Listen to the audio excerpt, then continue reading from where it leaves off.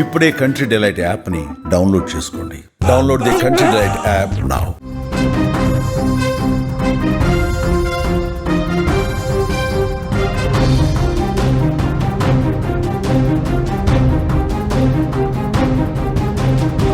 చిన్న పిల్లలంటేనే అల్లరి. అల్లరి చేయకపోతే వారు పిల్లలే కాదు. అయితే వారు చేసే అల్లరిని ఓపికతో భరించాలి, ప్రేమతో పాఠాలు చెప్పాలి. కానీ ఇక్కడ మాత్రం ఓ టీచర్ విచక్షణ కోల్పోయాడు. చిన్న పిల్లాని కూడా చూడకుండా అల్లరి చేస్తుందనే కారణంతో బ్యాగ్తో చితకబాదాడు. అది కూడా తలపై. ఇంకేం ముందు టీచర్ చేసిన కోపిష్టి పని వల్ల ఆ విద్యార్థి తల ఎముకలు చిట్లిపోయాయి. దీంతో ప్రస్తుతం ఆ చిన్నారి హాస్పిటల్లో చికిత్స పొందుతుంది. అయితే జరిగిన తప్పుకి బాధ్యత వహించాల్సిన ప్రిన్సిపల్ కూడా విద్యార్థిని తల్లి పట్ల అమర్యాదగా మాట్లాడినట్లు తెలుస్తుంది. దీంతో చేసేదేమీ లేక పోలీసులను ఆశ్రయించడంతో అసలు విషయం ఆలస్యంగా వెలుగులోకి వచ్చింది.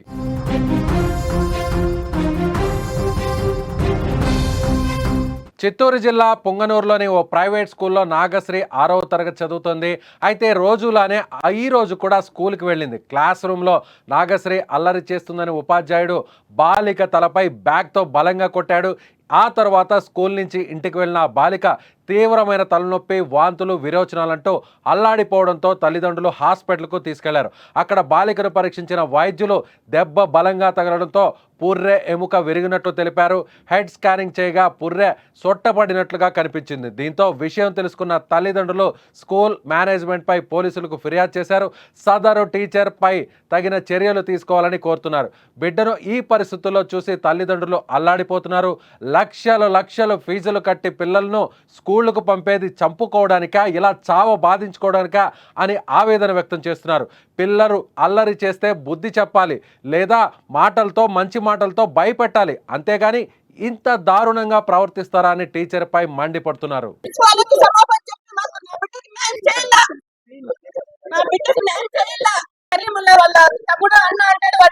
మీకు బాగాలేకపోతే మాకు ఇన్ఫార్మ్ చేయండి, మేము వచ్చి చూపిస్తామంటే బాధ్యత లేదా?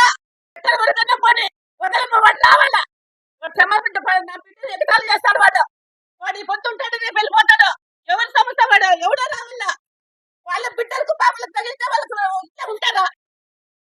వాళ్ళ బిడ్డలకు పాపలకు ఏమన్నా ఇట్లా ఉంటారా? వాడు దానుకున్నాడు ప్రిన్సిపల్, వాడిని పిలిపించండి, వాడు ఇక్కడే ఉంటాడు. దీనికి సంబంధించి మరిన్ని విషయాలు తెలుసుకునేటువంటి ప్రయత్నం చేద్దాం. మా చిత్తూరు జిల్లా ప్రతినిధి మంజునాథ్ ఫోన్ కాల్లో ఉన్నారు. మంజునాథ్, అసలు ఏం జరిగింది? నిజంగా ఇంత దారుణంగా ఆ టీచర్ విద్యార్థిని ఎందుకు కొట్టాడు? ఒకసారి మనం ఆ ఎక్స్రే చూస్తుంటే, ఆ స్కాన్ చూస్తుంటేనే ఆ చిట్టి తల్లికి సంబంధించినటువంటి పుర్రె ఏ విధంగా అక్కడ క్రాక్ అయిందో చాలా స్పష్టంగా కనిపిస్తుంది. చిట్లినట్టు అక్కడ చాలా స్పష్టంగా కనిపిస్తుంది. ఏంటి అసలు ఎందుకు ఇంత దారుణంగా కొట్టాల్సిన పరిస్థితి వచ్చింది? ఈ నెల 10వ తారీఖున పుంగనూరులోని స్కూల్లో నాగశ్రీ అనే అమ్మాయి 6వ తరగతి చదువుతోంది. క్లాస్ లో అల్లరిగా అంటే తోటి పిల్లలతో ఆడుకుంటున్న సమయంలోనే ఆ హిందీ ఉపాధ్యాయుడు పాఠం బోధిస్తున్నాడు. పాప మాటికి పిల్లలతో మాట్లాడుతుండటంతో కోపం వచ్చిన హిందీ ఉపాధ్యాయుడు సలీం అంటే పాప తెచ్చుకున్న క్యారియర్ బ్యాగ్ తో, అంటే అప్పటికే ఆ క్యారియర్ బ్యాగ్ లో పుస్తకాలతో పాటు లంచ్ ఏదైతే వాళ్ళ అమ్మకు అమ్మాయికి ఇద్దరికి కలిసి తెచ్చుకున్న లంచ్ బాక్స్ కూడా ఉండింది. ఆ లంచ్ బాక్స్ బలంగా మోదడంతో ఆ అమ్మాయి ఏడుస్తూ తన తల్లికి వెళ్ళి చెప్పింది, నన్ను ఇట్లా పలానా ఉపాధ్యాయుడు ఈ విధంగా తల మీద కొట్టాడు అని చెప్పేసి. అప్పటికే తల్లి కూడా అదే స్కూల్లో ఉపాధ్యాయురాలుగా పనిచేస్తోంది. దీంతో సరే పిల్లలు అల్లరి చేస్తుంటే కొట్టడం సహజం కదా అనుకుని గుమ్మర అయిపోయింది. అయితే కొద్దిసేపటికి తలపైన బొడిప రావడంతో ఆ తల్లి పరుగున వెళ్ళేసి అమ్మాయిని పరీక్షించగా అప్పటికే తలపైన పెద్ద సైజు బొడిప రావడంతో దాన్ని రుద్దడంతో పాప తీవ్రంగా ఏడుపు సాగించింది. ఈ విషయం సంబంధిత ప్రిన్సిపాల్ కి, అంటే ఆ భాష్యం స్కూల్ ప్రిన్సిపాల్ ఎవరైతే ఉన్నారో ఆయనకి వెళ్ళి కంప్లైంట్ చేసింది.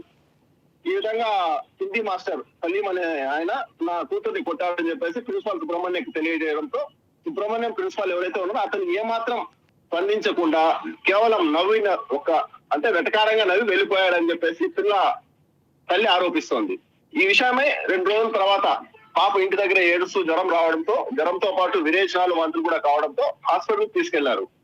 మదనపల్లిలో ప్రైవేటు వైద్యశాలలో చికిత్స చేసిన అనంతరం పాప ఎక్స్రే చేయడంతో పుర్రె మీద బలంగా కొట్టడంతో పుర్రె కూడా చిక్కినట్లు ఎక్స్రేలో మనకు స్పష్టంగా కనపడుతుంది.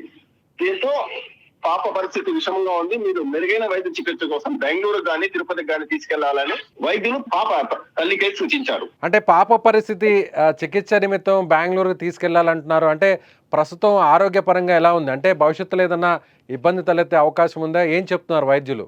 వైద్యులైతే పాప పరిస్థితి ప్రస్తుతానికి విషమంగానే ఉందని చెప్తున్నారు. పుర్రె భాగం బాగా చిట్లడంతో అక్కడున్న సెన్సిటివ్ భాగాలు ఏవైతే ఉన్నాయో అవి దెబ్బతిన్నాయని చెప్పారు. మెరుగైన వైద్యం ఇక్కడ మదనపల్లిలో లేదు, బెంగళూరు గాని తిరుపతి గాని తీసుకెళ్తేనే ఇది భవిష్యత్తులో పాపకు ఇబ్బంది లేకుండా ఉంటుంది, అక్కడైతే మెరుగైన వైద్యం చేయగలుగుతారు అని చెప్తున్నారు.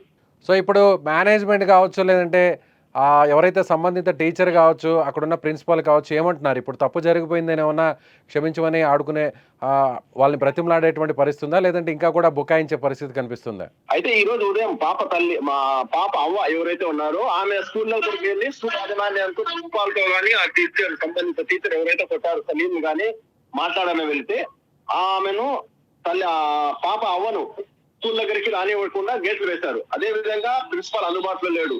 ఎవరైతే కొట్టారో ఉపాధ్యాయుడు సలీం అతను కూడా ఈ రోజు స్కూల్కి రాకుండా సెలవు పెట్టాడు.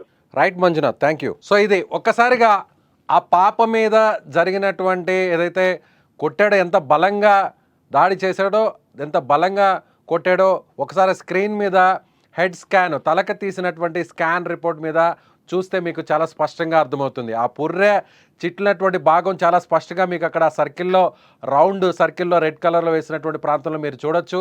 పుర్రె అనేది చాలా గట్టిగా ఉంటుంది. ఎంత బలంగా కొట్టినా కూడా చాలా బలమైనటువంటి, అక్కడ బలంగా మోదీతోనో లేదంటే ఏదో పెద్ద యాక్సిడెంట్ జరిగితేనో బలమైనటువంటి ఆయుధంతోనో ఇనుప రాడ్లతోనో కొట్టితే తప్ప పుర్రెకు ఇలాంటి డ్యామేజ్ జరగదు. అంటే ఈ స్థాయిలో 6వ తరగతి చదువుతున్నటువంటి ఒక అమ్మాయిని అల్లరి చేస్తుందనేటువంటి ఉద్దేశంతో బ్యాగ్ లోపల ఉన్నటువంటి లంచ్ బాక్స్ క్యారేజ్ ఉంది అనేటువంటి విషయం కూడా తెలియకుండా నేరుగా ఆవేశంగా ఆ బ్యాగ్తో ఒక్కసారిగా తల మీద బలంగా కొట్టడంతో ఇంత పెద్ద గాయమైనట్లుగా తెలుస్తుంది.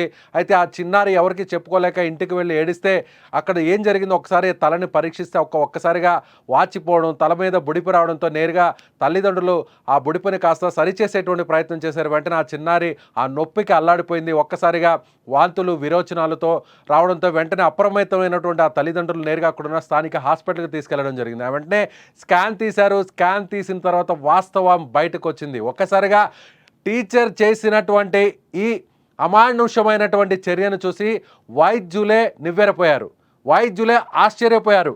ఒక టీచర్ ఒక స్టూడెంట్ని ఇంత దారుణంగా కొట్టాడా, ఇంత దారుణంగా కొట్టాల్సిన అవసరం ఏమొచ్చింది? వాళ్ళు కూడా షాక్ అయ్యారు. జరిగినటువంటి విషయాన్ని తల్లిదండ్రులకు చెప్పారు. ఆ తల్లిదండ్రులకు కూడా ఇక్కడ మదనపల్లిలో కాదు, మెరుగైనటువంటి చికిత్స కోసం ఇమీడియట్గా మీరు బెంగళూరుకు వెళ్ళాలి. ఎందుకంటే చాలా సెన్సిటివ్ పార్ట్, తల అనేది చాలా సెన్సిటివ్ పార్ట్.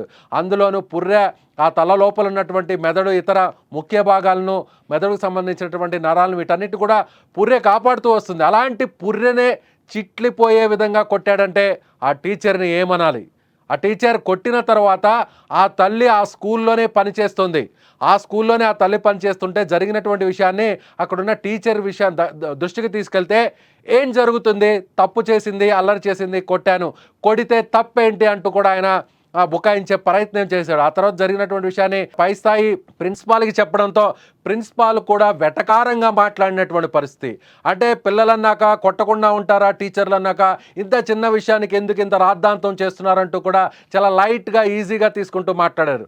సో జరిగినటువంటి విషయం ఒకసారిగా అక్కడ వైద్యులు రిపోర్ట్స్ బయటకు వచ్చిన తర్వాత తల్లిదండ్రులు మాత్రం నేరుగా ఇమీడియట్గా బెంగళూరు హాస్పిటల్కి ఆ చిన్నారిని తీసుకువెళ్ళడం జరిగింది. కానీ తట్టుకోలేనటువంటి పరిస్థితుల ఆ చిన్నారి విద్యార్థినికి సంబంధించినటువంటి నానమ్మ అక్కడికి నేరుగా వచ్చి అక్కడున్న వారిని నిలదీసేటువంటి ప్రయత్నం, అక్కడ ఉన్నటువంటి ఉపాధ్యాయులను, ప్రిన్సిపాల్ను ప్రశ్నించడానికి అక్కడికి వెళ్తే ఏకంగా ఆ ప్రైవేట్ స్కూల్ యాజమాన్యం గేట్లను మూసేసినటువంటి పరిస్థితి. తప్పు చేసింది కాక విద్యార్థిని ఇప్పుడు ముఖ్యంగా ప్రాణాపాయ స్థితికి వెళ్లేంత వరకు చేసింది కాక ఆ విద్యార్థిని పూర్తిగా ఆ విద్యార్థిని అనారోగ్యానికి గురి చేస్తూ భవిష్యత్తుని కాలరాసే విధంగా విద్యార్థి మీద తల మీద బలంగా మోదీ కూడా ఇప్పుడు ఇక్కడ బుకాయించే విధంగా చేస్తున్నారంటే ఇలాంటి ఉపాధ్యాయుల్ని ఏమనాలి? లక్షలకు లక్షలు ఫీజులు తీసుకుంటూ చిన్న అల్లరి చేసిందనే కారణంతోనే ఇంత దారుణంగా చితకబాదారంటే ప్రైవేటు స్కూళ్ళ ప్రస్తుత పరిస్థితి ఎలా ఉందో ఒకసారిగా ఆలోచించుకోవచ్చు. దీని మీద పోలీసులు కేసు నమోదు చేశారు. చివరికి పోలీసులు వెళ్ళేంత వరకు కూడా స్కూల్ యాజమాన్యం, స్కూల్కి సంబంధించినటువంటి ఉపాధ్యాయులు ఎక్కడ కూడా కనీసం ప్రతిస్పందించలేదు. మీరు హాస్పిటల్కి ట్రీట్మెంట్ ఖర్చు పెట్టుకోలేకపోతే చెప్పండి, మేం పెట్టుకుంటాం అంటూ చాలా ఈజీగా వెటకారంగా మాట్లాడారు. ఇలాంటి ఉపాధ్యాయుల్ని ఏం చేయాలి, ఇలాంటి వాళ్ళని ఏం చేయాలో మీరు కామెంట్ రూపంలో తెలియచేయండి.